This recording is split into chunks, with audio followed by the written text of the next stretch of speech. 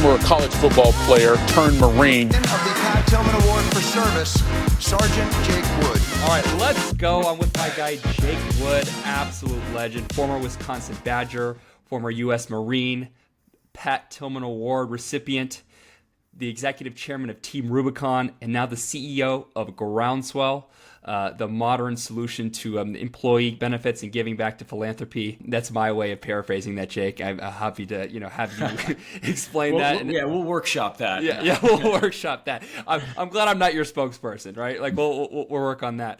But Jake, let's get the small talk, man. I need you to give me your Mount Rushmore Wisconsin football. Oh my God. Well, I'm actually headed to Canton, Ohio this weekend for Joe Thomas's Hall of Fame induction. He was one of my teammates. So you've got to have Joe Thomas on there. Okay. Melvin Gordon was just unstoppable in college. Yes. I think I'm going to throw him up on there. I mean, the Badger fans are going to kill me if I don't say the great Ron Dane. Yeah. And let's see who's the fourth one. I'm gonna have to go way back, black and white football, like Alan Amici or one of those guys, crazy legs, Elroy Hirsch, one of them. You're okay. I see what you're doing here. You're gonna score points with the older alum, right? Trying to spread the love there. Yeah, across generations. Yeah, no. I think we get so wrapped up in the SEC, all the history and tradition that the SEC has, that we really forget that there's a lot of tradition in the Big Ten. And Wisconsin, I think, kind of gets forgotten sometimes in terms of the great players that's come out of that program. Oh, I mean, it's a top-tier program. It's not Alabama, but, you're looking at a team that's going to compete to get in the top 10 every year and consistently, right? Not one of those programs that's going to have, like, huge fluctuations up and down. And I think one of the things the program's most proud of is, like, it consistently outperforms its talent, meaning yes. It doesn't recruit a lot of 5- and 4-star recruits, but it outperforms relative to the recruits that it gets, and that's all about culture. Would you say that Wisconsin's one of those teams where they get better throughout the season? Yeah, I mean, it was one of the things we took pride in, being able to wear teams down late in the year, and I think it was reflected in kind of the strength and conditioning that we would do, the full pad practices that we would continue to do all the way into October and November. I know now that's really out of style to be hitting full speed late in the year, but we did that because we knew, again, we weren't as talented as other teams. We had to hit harder, tackle better, block harder, and all of those things. So yeah, I would say that we're a tough team to play late in October because we're still playing Smash Mouth. Yeah, 100%. What do you think is the missing piece for Wisconsin football to bring home a natty? What needs to get done? A quarterback. and it's no, I joke.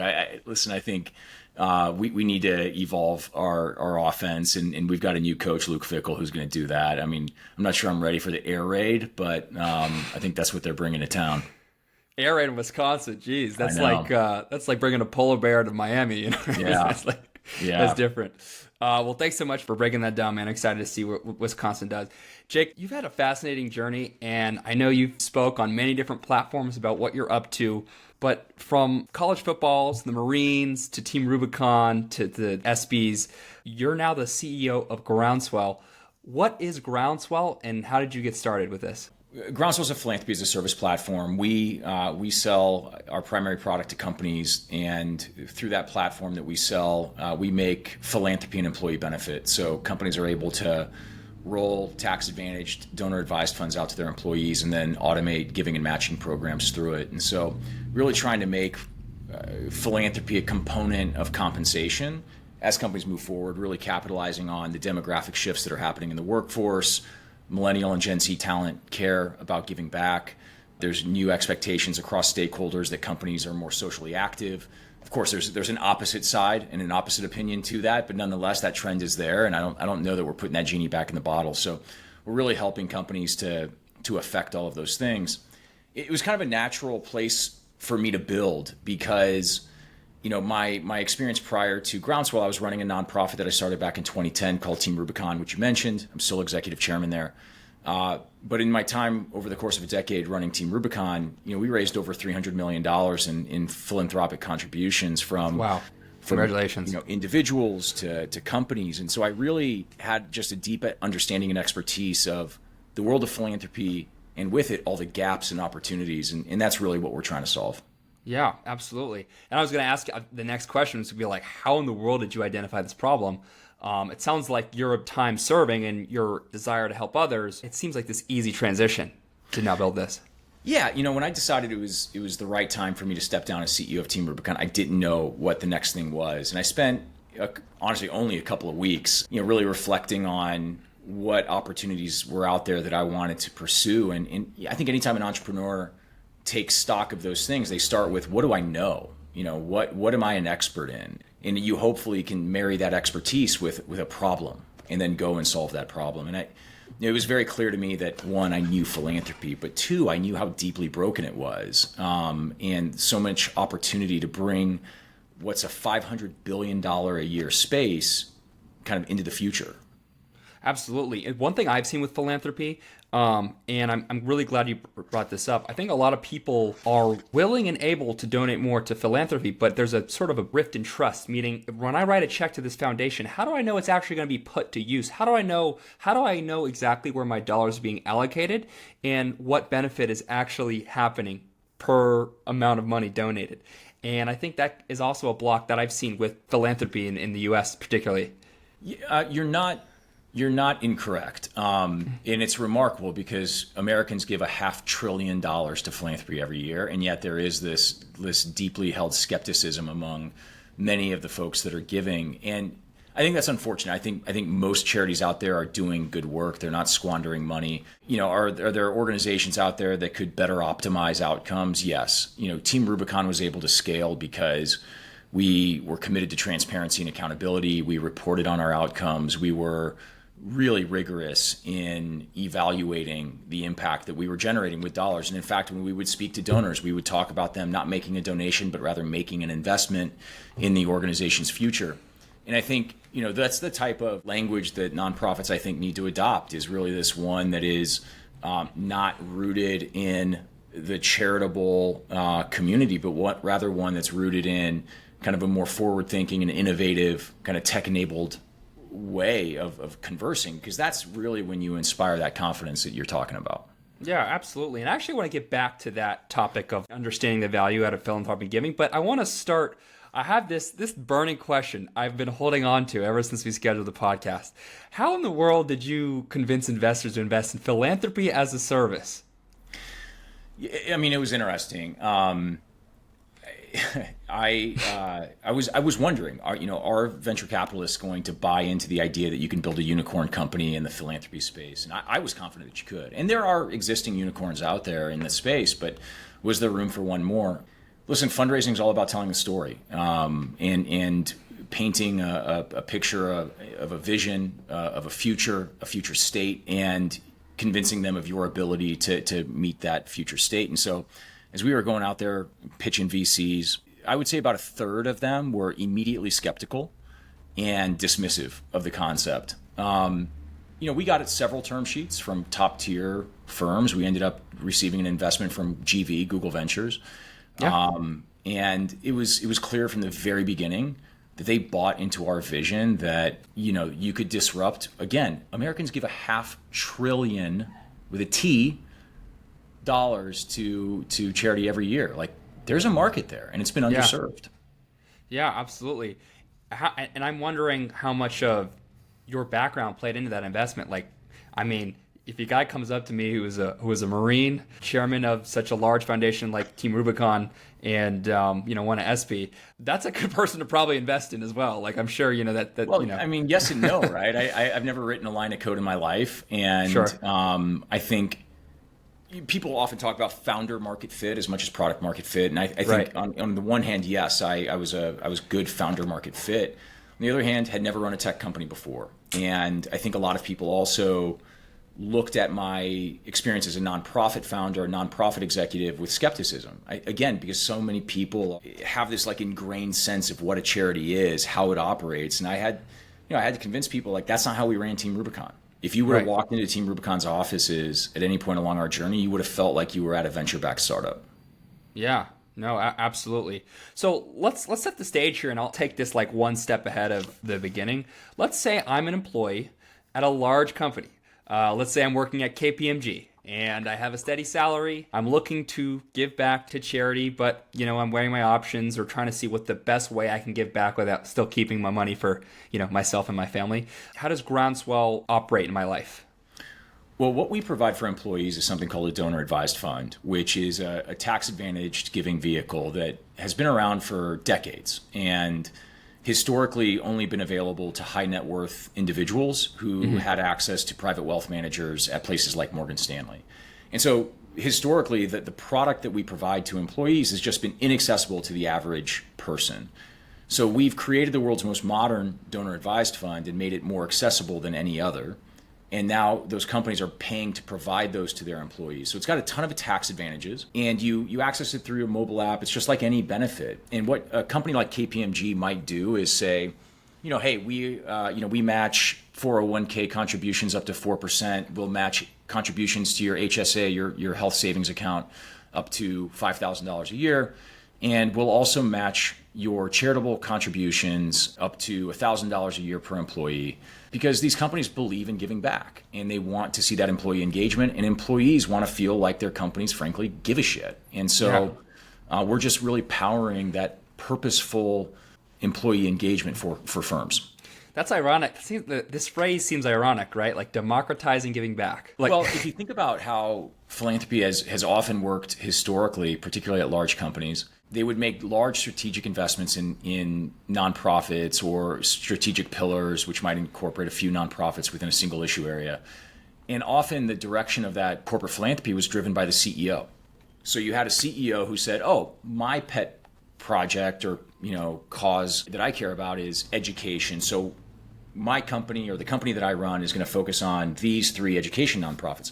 And that's good. I mean, at least you're giving back. But if you're one of the 1,000 employees at that company, you might be able to acknowledge, it's great. I mean, we give back to education, but my thing is the environment, or my thing is cancer research because my mom is suffering from cancer. And so by democratizing access to that corporate philanthropy, taking it out of the CEO's hands and basically creating agents of that philanthropy across the enterprise, now you're engaging those employees in the journey and they get to actually fund what matters most to them. And when they're using Groundswell, is this a marketplace model where you're partnering with philanthropies so I can go on your platform as an employee and choose which ones to give, or is there a different way it's operated?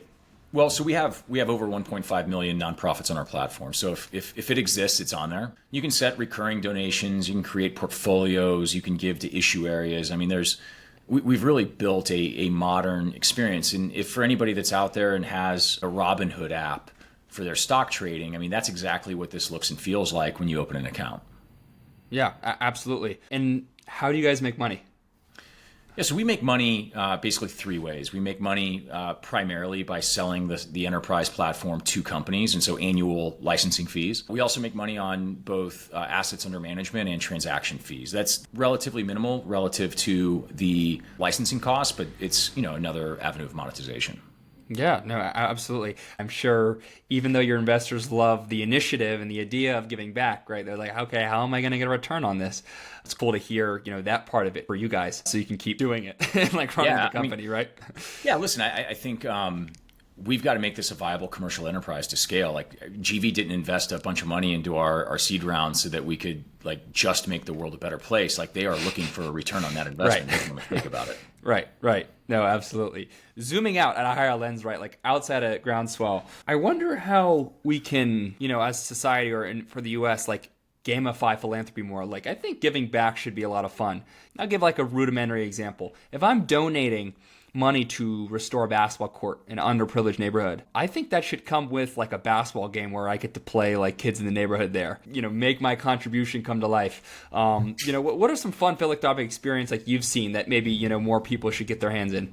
Well, it's kind of funny you mentioned that. One, I agree. People have all sorts of motivations for giving back. I think it was Immanuel Kant, the philosopher, who said there's no such thing as absolute altruism, right? There's always some motivation, some self-interest in giving back. One of the things that we're about to release, a new feature, is kind of a public foundation page for our users. So it's not Groundswell branded. We want our users to be the hero of their philanthropy. So we have this really cool URL, My.foundation. We're automatically creating these public foundation pages for for users. So you could have, My.foundation / Noah, the Noah Foundation. Yeah. And what's cool there is it actually then it makes philanthropy social. So now you can raise money, Noah, into your own personal foundation on Groundswell through this public page. And so you might say, hey, I'm raising money to build this basketball court or to refurbish this basketball court in the inner city. So please donate money to the Noah Foundation, and I'm gonna make that happen. And now you get your friends and family involved, and you might even be able to get that pickup basketball game on the other side of it. With your Rolodex of foundations that you probably know, have you heard of a Noah Foundation before? I mean, I feel like someone's taken that name, but let me know. I don't know, man. But you can get it at My.foundation right now if you want. Okay, I might have to snag it. I mean, I'll reserve it for you. Yeah, I appreciate that. The other default thing was like the Lack Foundation, right? Because that's my last name, and I don't think a lot of people would have a foundation with lack in it because they don't want to lack funds. Yeah. They don't want to lack funds in the foundation. Yeah, but exactly. Listen, if the Noah domain is taken, I'm happy to absorb the other name. There you go. Awesome, man. So where would you like to see Groundswell take off in the next 5 years? And how would you like your imprint on philanthropy to be felt, like your legacy on philanthropic giving? Well, I mean, certainly over the next 5 years, one of the things that we're hoping to do is make charitable giving a component of a compensation strategy. A lot of the companies that we have on board now are, more white-collar professional service firms. These are a lot of high earners at these companies, and we're trying to change that conversation because these are people that give a lot of money away to charity, right? They're giving $10,000, $20,000, $50,000 a year. And in our opinion is there's a more effective way to do that, and that should be almost not coming out of your after-tax dollars, but rather how do you negotiate that into a donor advised fund, into a Groundswell account as part of your compensation negotiation so that you're actually really optimizing for taxes. And this is relevant for athletes that are out there that are listening as well. Yeah. A lot of these athletes are giving away a lot of money. And there's a more efficient way to do that. And we really hope to drive that future. Because again, something between 60 and 70% of American households are given to charity every year. We want them all to be doing it like a millionaire would do it. Yeah, bringing up athletes. I mean, a lot of these foundations, they all want the athlete's touch or partnership or name on it to spark the donation. And obviously athletes, many of them, their intentions are in the right place. But I don't blame these guys who are skeptical of okay, are you just using me for my, where is my money actually going? I don't feel super comfortable writing a check to this institution because they don't know exactly what's coming out of it. Yeah, I mean, again, I think transparency is really key. Most nonprofits are required to be transparent. You have to publicly file your tax forms, what's called a 990. Most of these nonprofits are getting annual audits. They have to produce those audits to donors upon request. And so there are ways to ensure that the nonprofit is at least financially operating above board. But again, at the end of the day, there's one step further, which is, are they actually generating the impacts in the community that they say that they're generating? So there's ways to get smart on that. There are smart questions to ask of any organization that is soliciting your funds to ensure that you're not flushing money down the toilet, which again, it's rare for there to be an organization out there that is truly irresponsible with donor dollars. And I don't want to paint the impression that it's 9 out of 10 out there. It's not. Yeah, no, 100%, and we appreciate the transparency. But this has been a lot of fun, Jake. I really appreciate you coming on the pod and sharing your initiatives with Groundswell. Of course, thank you for your prior service and current service and sort of your efforts to shift the philanthropic narrative in this country. So this has been a great episode with Jake Wood, former Wisconsin Badger, current CEO of Groundswell. Hey, man, thanks so much for joining the ANA community. All right, appreciate it. Thanks for having me on.